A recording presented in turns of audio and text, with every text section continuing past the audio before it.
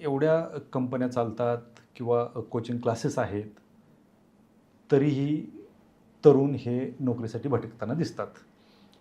काय पहिल्यासारखी अजूनही आय टीची क्रेज आहे? नक्कीच.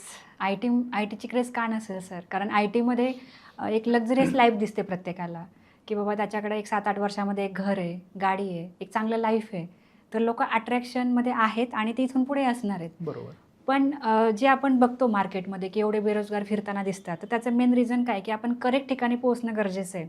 म्हणजे ज्या ठिकाणी ओपनिंग आहे, तर त्या ठिकाणी जर 2000 मुलांची लाईन लागते, तर त्या 2000 मधल्या फार कमी मुलांना माहिती आहे की तिथं कशासाठी आपण इंटरव्ह्यूला आलोय. बरोबर. मॅक्झिमम मुलं तर मला फक्त कोणीतरी सांगितलं की बाबा इथं जॉब आहे तुझा. आय टीमध्ये असं नाही आहे सर. आय टीमध्ये सगळं स्पेशलायझेशनवरती चालतं.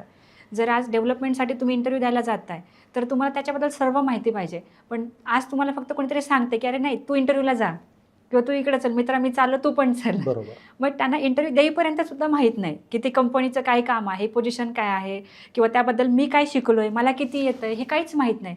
प्रत्येकाला एकच माहिती आहे की माझ्याकडे डिग्री आणि त्या डिग्रीवरती मला जॉब मिळाला पाहिजे.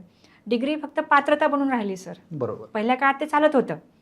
डिग्री झाली नोकरी फिक्स. हां, डिग्री झाली नोकरी फिक्स. आता तसं नाही राहिलं.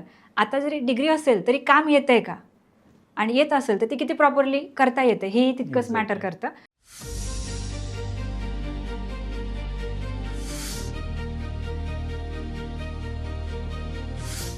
तुमच्या उत्तम आय टी करिअरसाठी आणि मार्गदर्शनासाठी आत्ताच आमच्या बारामती या शाखेला भेट द्या.